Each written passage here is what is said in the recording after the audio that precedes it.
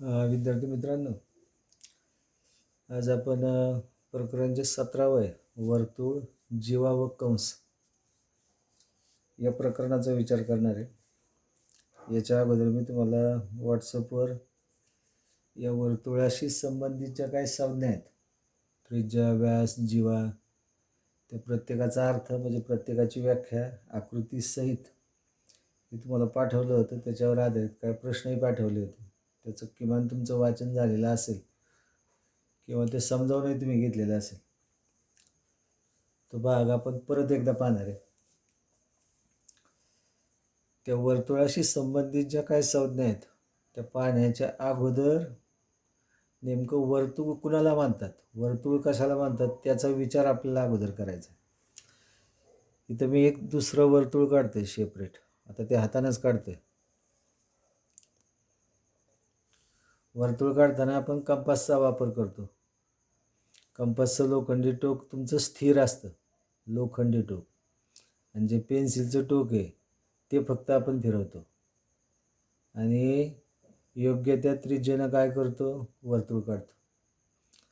हा जो स्थिर बिंदू आहे, स्थिर बिंदू म्हणजे काय, तुमचं कंपासचं लोखंडी टोक ज्या ठिकाणी आपण ठेवलं आहे त्या स्थिर बिंदूपासून समान अंतरावरील हे जे अंतर आहे मी आत्ता दाखवते, हे तुमचं अंतर सारखं आहे, प्रत्येक अंतर बरोबर. म्हणजे ह्या स्थिर बिंदूपासून समान अंतरावरील बिंदूंचा समूह, म्हणजे हे जे कडं दिसतंय या कड्यावर जेवढे काय बिंदू आहेत त्या बिंदूंचा जो समूह आहे त्या समूहालाच काय म्हणतोय आपण, वर्तुळ. आणि हा जो स्थिर बिंदू आहे की ज्या ठिकाणी आपण कंपासचं लोखंडी टोक ठेवले त्या स्थिर बिंदूलाच त्या वर्तुळाचा काय म्हणतोय आपण, केंद्रबिंदू किंवा वर्तुळ केंद्र.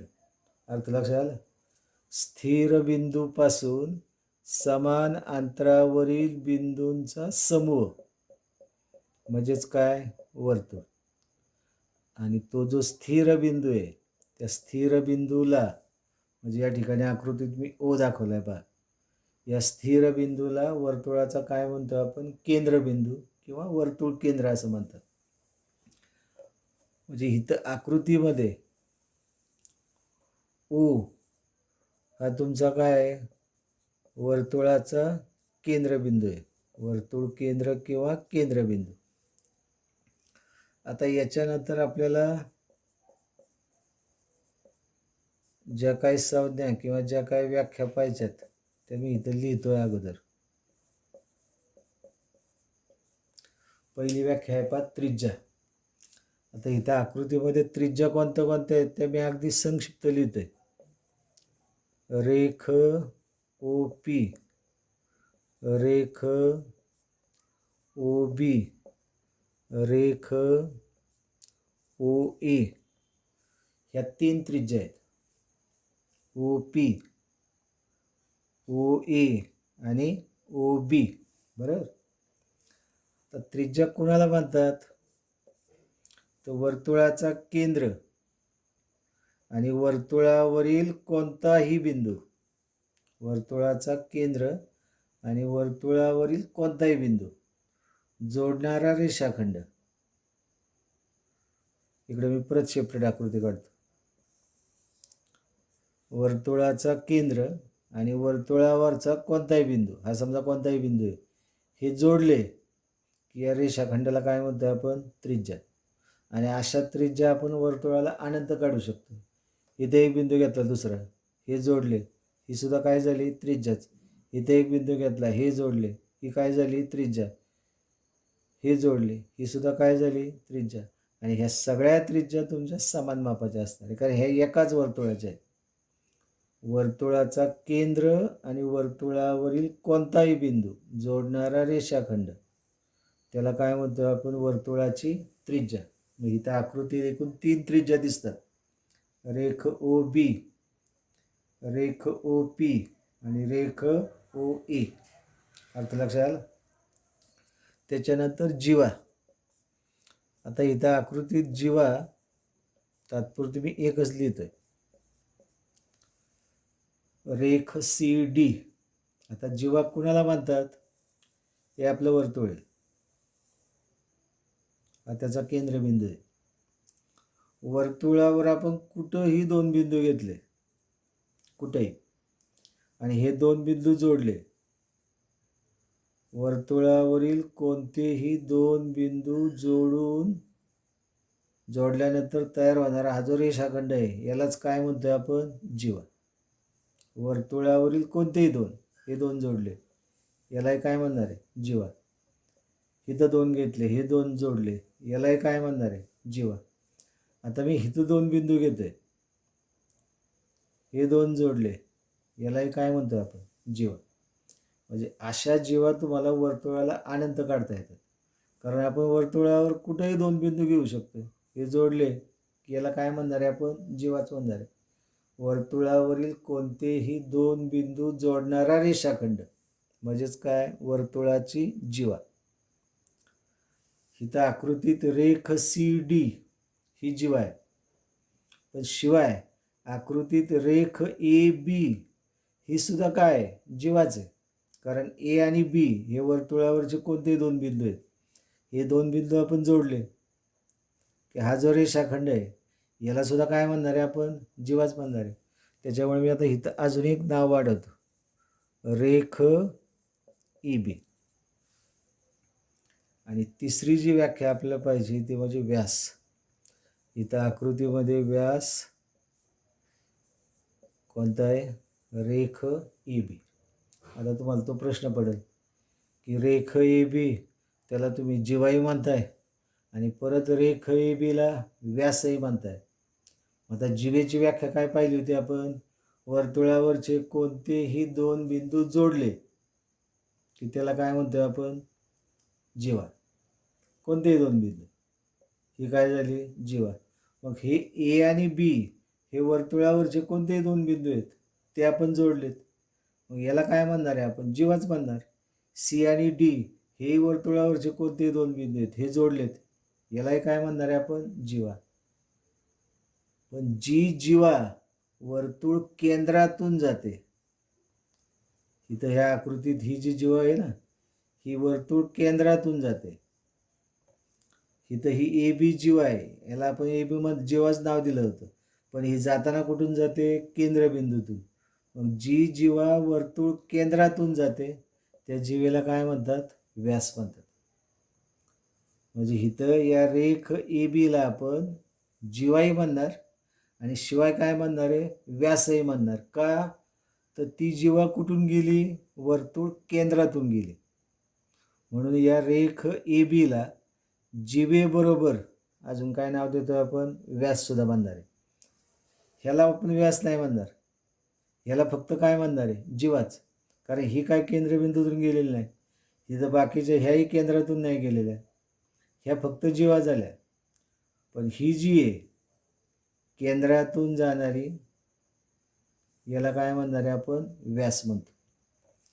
त्याच्यानंतर हे त्रिज्या आणि व्यास याच्या बाबतीत एक गुणधर्म आहे, तेवढा गुणधर्म एक लक्षात घ्या. ही तुमची त्रिज्या आहे, मग अशी व्याख्या पाहिली आपण की वर्तुळाचा केंद्रबिंदू आणि वर्तुळावरचा कोणताही बिंदू जोडणारा रेषाखंड म्हणजे रेख OB काय आहे? त्रिज्या आहे. रेख OP काय आहे? त्रिज्या. रेख OA काय आहे? त्रिज्याच. आता एक सांगा की ह्या OBची लांबी आणि OAची लांबी ही कशी असणार? ही त्रिज्याच आहे आणि ही सुद्धा त्रिज्याच आहे. या दोन्हींची लांबी कशी असेल? सारखी. कारण ह्या दोन्ही वर्तुळाच्या काय आहेत? त्रिज्या आहेत. आणि ह्या दोन्ही त्रिज्या एकत्र येऊन काय तयार झालेलं आहे? व्यास. म्हणजे ही त्रिज्या जर तुमची 4 सेंटीमीटर असेल OB, तर OA सुद्धा किती आले? 4च आले. मग हे 4 OA 4 आणि OB 4, मग पूर्ण AB त्याची लांबी किती आली तुमची? 8 सेंटीमीटर. बरं. आणि याच्यावरून गुणधर्म असा आहे की वर्तुळाची त्रिज्या ही व्यासाच्या निम्मी असते. त्रिज्या किती आहे? 4 सेंटीमीटर. व्यास किती आहे? 8 सेंटीमीटर.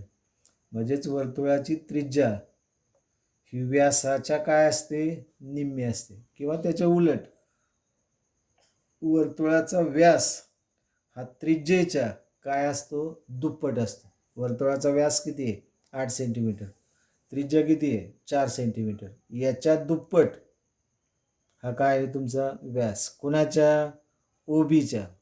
ओबी काय आहे, त्रिज्या आहे. म्हणजे वर्तुळाचा व्यास त्रिज्याच्या काय असतो, दुप्पट. दोन्हीतला अर्थ कळला, लक्षात आला. त्याच्यानंतर इथं आकृतीत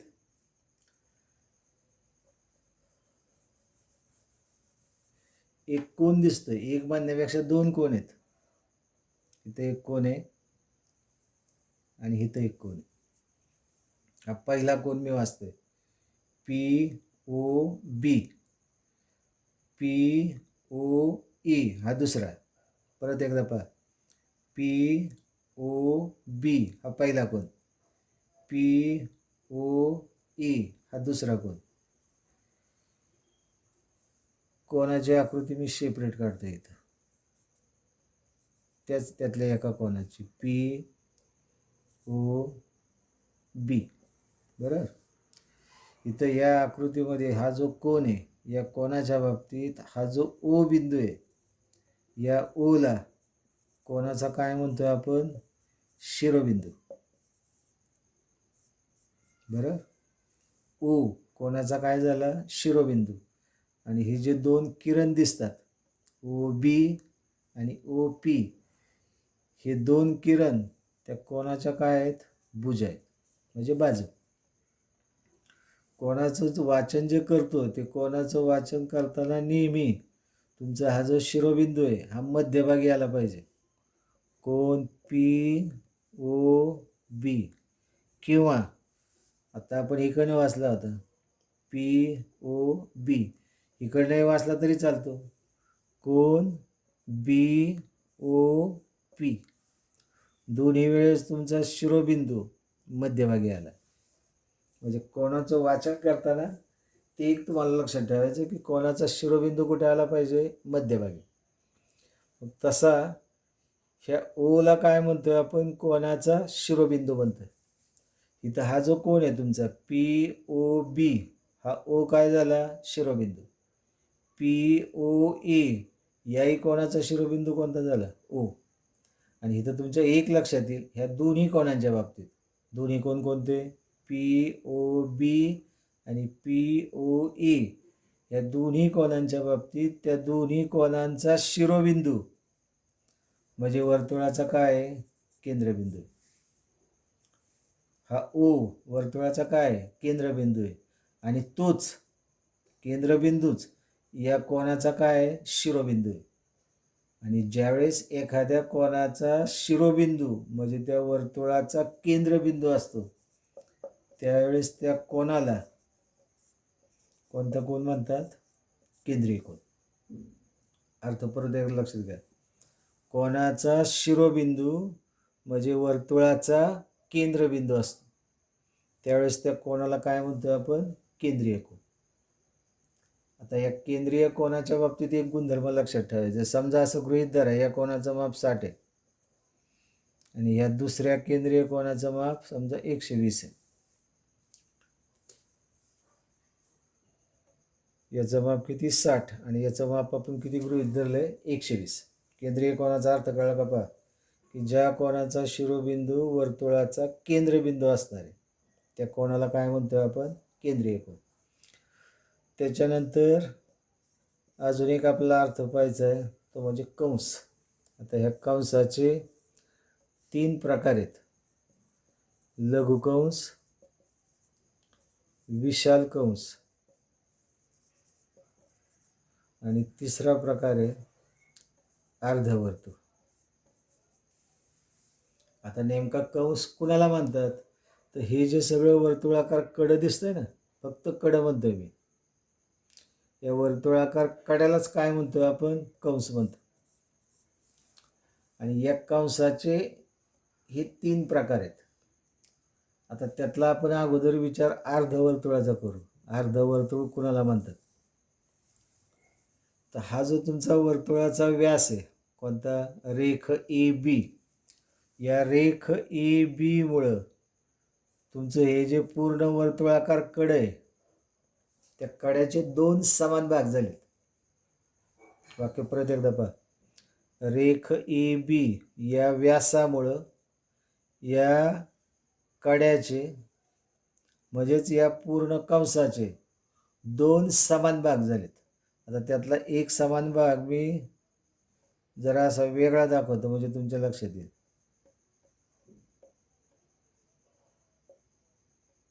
बरं, हा एक भाग आणि हा वरचा दुसरा भाग, हे दोन्ही भाग कसे आहेत? समान आहेत.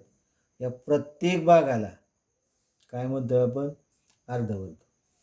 म्हणजे वर्तुळाच्या व्यासामुळे, हा जो ए बी व्यास आहे त्या व्यासामुळे वर्तुळ कंसाचे 2 समान कंसात रूपांतर होतं. त्या प्रत्येक कंसाला काय म्हणतो आपण? अर्धवर्तुळ. मग आता ह्या अर्धवर्तुळाचं वाचन वरचं अर्धवर्तुळ वाचतो मी. कंस ए एक्स बी, इकडून वाचायला सुरुवात केली मी. ए एक्स शेवटचा बिंदू, बी. हाच कंस आपण असाही वाचू शकतो, ए पी बी. या अर्धवर्तुळावर मध्ये कोणताही बिंदू घेतला तरी चालतो. एक्स घेतला तरी चालतो, पी घेतला तरी चालतो. जिथून सुरुवात झाली तिथून आपण वाचन करायला सुरुवात केली. ए एक्स शेवटचा बिंदू, बी. उलटा वाचला तरी चालतो, बी x A, B P A. हे एक अर्धवर्तुळ झालं. आणि दुसरं अर्धवर्तुळ आता हे वाचायचं, कंस ए सी बी, ए सी बी किंवा ए डी बी. अर्थ लक्षात आलं? हे जे अर्धवर्तुळ आहेत, आता तुमचे असे अर्धवर्तुळ किती झाली? 2. आणि प्रत्येक अर्धवर्तुळाचं अंशात्मक माप हे किती असतं? 180 अंश. कारण पूर्ण वर्तुळाचं माप किती असतं? 360 अंश. मग अर्ध निम्म्या वर्तुळाचं माप किती आलं? 180. मग आता राहिला प्रश्न लघुकंस. लघु म्हणजे लहान, अर्धवर्तुळापेक्षा छोटा. मग आता हे तुमचं अर्धवर्तुळ आहे समजा, हा व्यास आहे, बरोबर.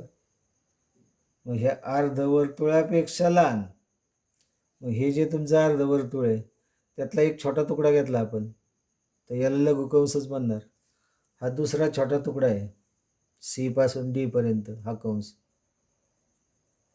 याला सुद्धा काय म्हणणार आहे आपण? लघुकंसच. हा छोटा तुकडा आहे बी डी, याला सुद्धा काय म्हणणार आहे? लघुकंस.